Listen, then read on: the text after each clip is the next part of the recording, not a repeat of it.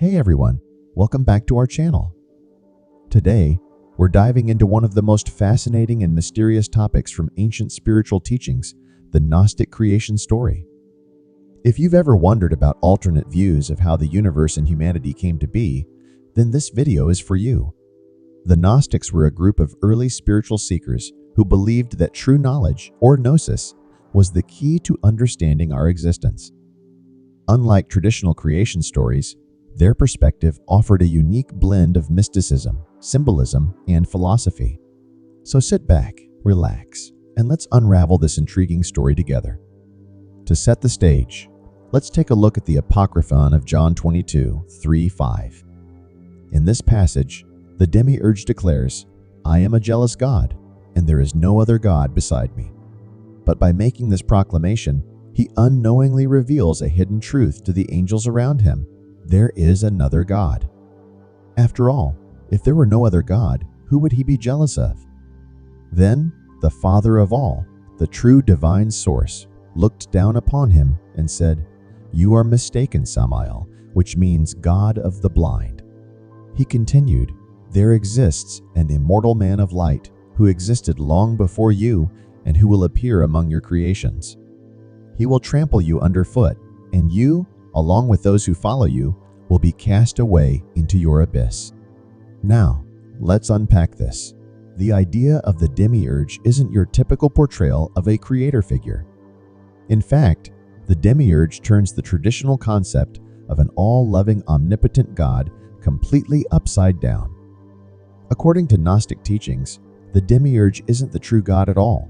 He's an imposter, a deeply flawed, arrogant being who wrongly believes he's the only God. Think of the Demiurge as a cosmic dictator. He's a false God who created the world not out of love or divine intention, but as a prison to trap our divine essence within the confines of the material world. Everything we see, the plants, the oceans, the stars, even our own bodies, are all part of this creation by a lesser deity. But unlike the God of Genesis who saw his work and called it good, the Demiurge's world is fundamentally flawed, a product of ignorance and pride. The Gnostics saw this material world as a place of corruption, a cosmic blunder. The Demiurge may wield power here, but it's a power rooted in ignorance, not wisdom. Imagine a ruler on a throne, desperate to maintain control over a kingdom he doesn't truly understand. That's the Demiurge constantly trying to assert dominance over a universe he didn't create out of love, but by mistake. And here's the most striking part. His greatest deception is convincing humanity that he's the true source of all things, the one true God. But Gnostic texts reveal that this couldn't be further from the truth. The Demiurge is an accidental creator, ruling over a world filled with chaos and suffering. In essence, he's not a god to be worshipped, but a false king to be exposed. Life, according to the Gnostics, is something radically different from what most of us are used to believing. Imagine a worldview where the physical world isn't a gift, but a trap, and the Demiurge, a false god, is the jailer. Let's start with his names because this being goes by many, but one that stands out is Yaldabaoth. Picture this, a monstrous figure with the face of a lion and the body of a serpent. That's no random imagery. It paints a picture of something primal, savage, and deeply imperfect. Yet, despite all of that, this entity thinks he's supreme. And that's key. His arrogance blinds him to the existence of the true God, the ultimate source of light and spirit. Here's where things get really wild. We are part of that light. According to Gnostic belief, our souls are fragments of the divine, trapped within the flawed creation of the Demiurge. Unlike traditional Christianity, where the world is seen as inherently good and created by a loving God, Gnosticism flips that idea completely on its head. In this perspective, the material world is a prison, our bodies are chains, and our souls are sparks of true divine reality confined here by Yaldabaoth. It's a radical reinterpretation of everything we think we know. The Gnostics weren't satisfied with the idea of just accepting the world as it is. They saw through it. To them, this world was a distraction, a cage, and the real truth lies beyond it, waiting to be discovered. Now, to some, this might sound outrageous, maybe even blasphemous. But that's what makes Gnosticism so compelling. It doesn't just challenge religious doctrines. It questions the very foundations of the world order and the nature of God himself. What if the creator we've been worshiping all along is actually the one keeping us down? What if salvation doesn't come from obeying this creator, but from escaping his creation altogether? That's the heart of Gnostic thought. Knowledge, or gnosis, is the key to liberation. It's not about having faith in the Demiurge. It's about waking up to the realization that he's a tyrant, and the true God, the ultimate source of light, lies beyond his flawed world. And that's the ultimate journey, breaking free from the illusion, seeing through the deception, and rediscovering the divine truth within. Divine essence lies beyond the Demiurge, but it's also within us. This isn't just a passive spirituality, it's an act of rebellion against a false god. It's a path of inner awakening, a journey to free the soul from the chains of the material world.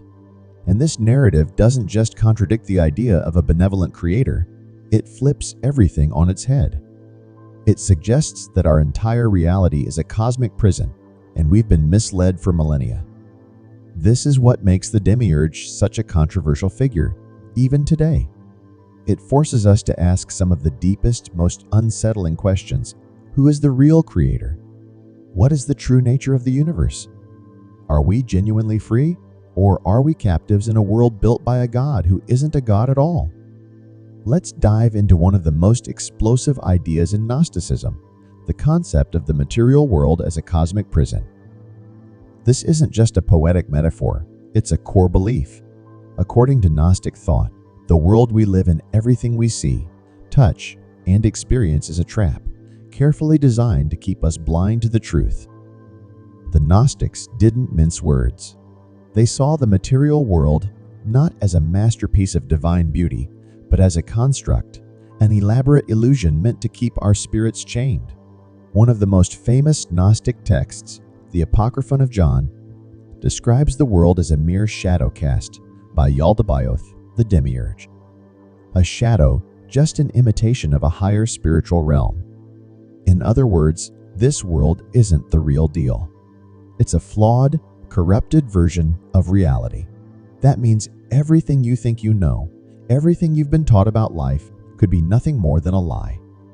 In mainstream religious thought, we're often encouraged to find peace, joy, and fulfillment in the world around us. But the Gnostics, they weren't buying it. To them, this world was a cage for the soul, a place of entrapment. And the worst part, most people don't even realize they're trapped. The material world is so seductive, so immersive, that it convinces us it's all there is. There's a powerful passage in the Gnostic text, the Gospel of Truth, that captures this perfectly. It speaks of the world as a place of deception, a veil that hides the real truth from our eyes. This illusion keeps us from seeing beyond the surface, from realizing that our spirits are divine sparks yearning to break free from the prison of the physical world.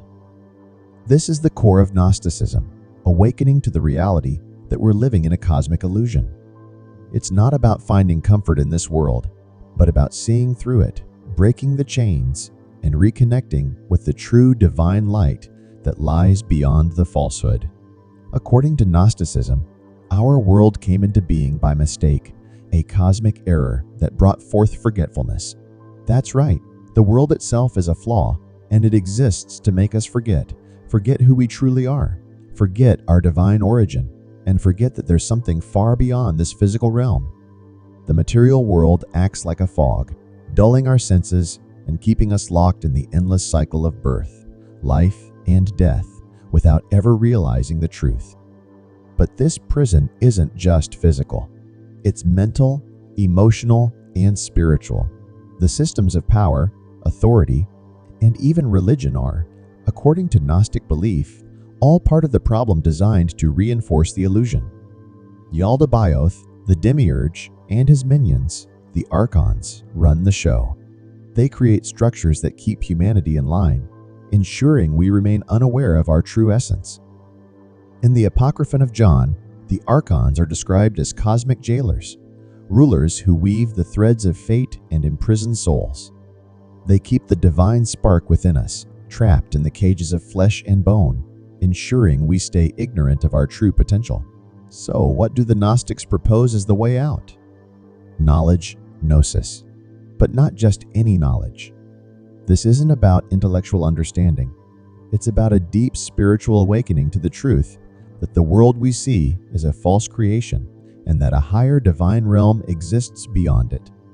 The only way to break free from this prison is to recognize the illusion for what it truly is. This is why Gnostic texts emphasize the need for inner awakening. In the Gospel of Thomas, Jesus says, "The kingdom is inside you and it is outside you. When you know yourselves, then you will be known." It's a direct challenge to the material world, a call to turn inward and discover the truth hidden within ourselves. Now, this idea that the world is a prison flies in the face of everything we've been taught to believe.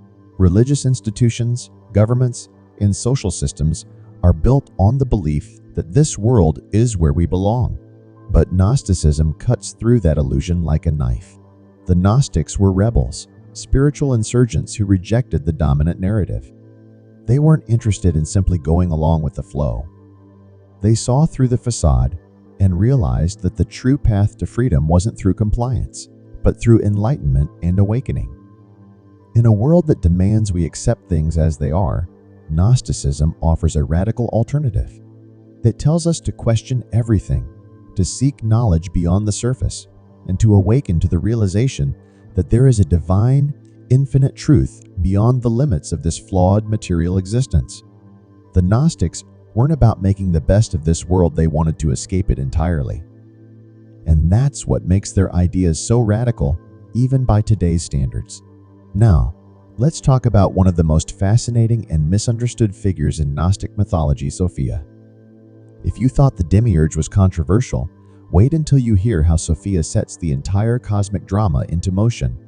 She's not just a passive bystander, she's the catalyst, the one who flips everything we think we know about creation on its head. Sophia, whose name means wisdom, isn't just another divine entity. She's a key figure within the pleroma, the fullness of divine light and truth. In Gnostic thought, the pleroma represents the realm of perfection, where the true God resides, far beyond the reach of our flawed material world. But here's where things get really intense. Driven by a desire to understand the unknowable, Sophia acted independently. She made a choice, without the consent of the true God, and in doing so, she accidentally created the Demiurge.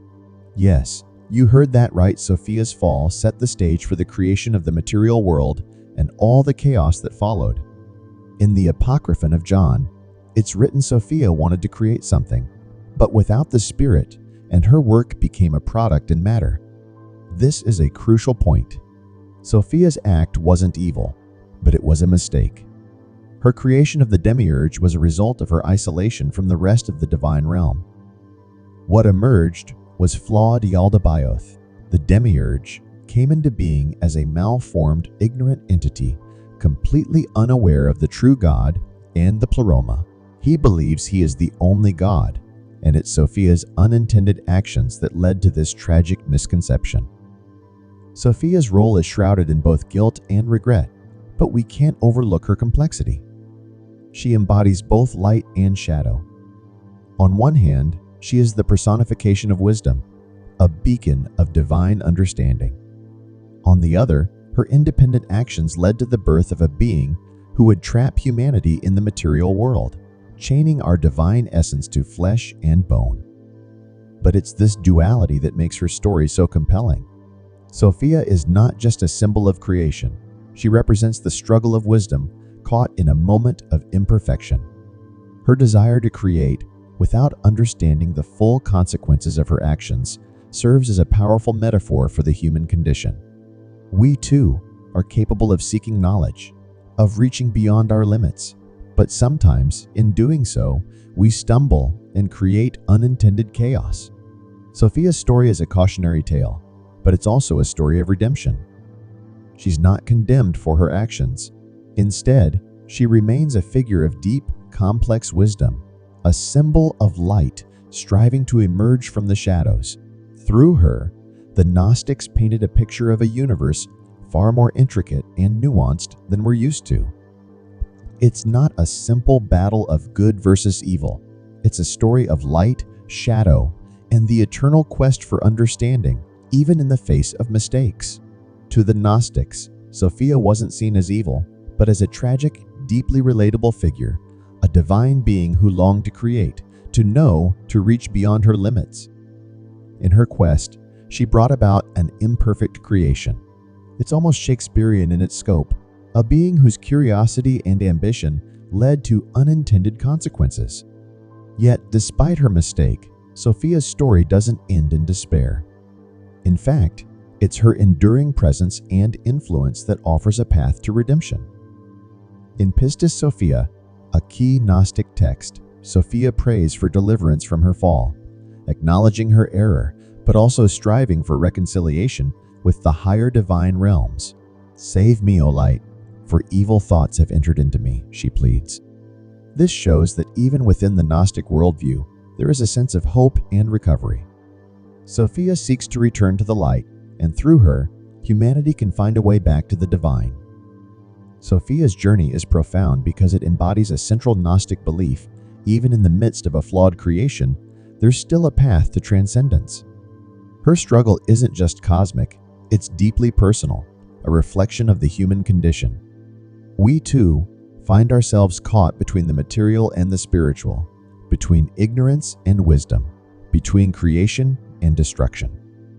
Sophia's fall is a mirror to our own, but it's also a reminder that true wisdom comes from recognizing our mistakes, seeking knowledge, and striving for something greater. What makes this story so revolutionary is the role of a feminine divine figure at its center. In many traditional religious narratives, feminine figures are often secondary or passive, but not here. In the Gnostic story, Sophia's actions, her independence, her wisdom, and even her errors are central to the understanding of the cosmos. She's not sidelined, she's at the very heart of the story. That's a powerful shift in how we think about divinity, creation, and the forces that shape the universe. Now, let's turn to what the Gnostics had to say about us humanity. To them, humans aren't just passive beings, adrift in a flawed creation. We are sparks of the divine, trapped in a material world but still carrying the potential for enlightenment and liberation. Through Sophia's story, the Gnostics remind us that even when we fall, even when we find ourselves lost in the chaos of the material world, there's always a way back to the light. We just have to be willing to seek it, to look beyond the surface, and to embrace the journey toward true understanding. In Gnosticism, humanity isn't just a participant in the material world, we're prisoners. Our true essence isn't what we've been led to believe. Deep within each of us lies a spark of the divine, a fragment of the true God, but it's trapped. We're imprisoned by our physical bodies, stuck in this flawed material world created by the Demiurge. So, if you've ever felt like you don't quite fit in, like something about this world just feels off, the Gnostics would say, exactly. That's because you don't belong here. Let's dive deeper into this with some powerful Gnostic texts. In the Gospel of Thomas, Jesus says, "If they say to you, 'Where did you come from?' say to them, 'We came from the light,' the place where the light came into being of its own accord and established itself." This is crucial.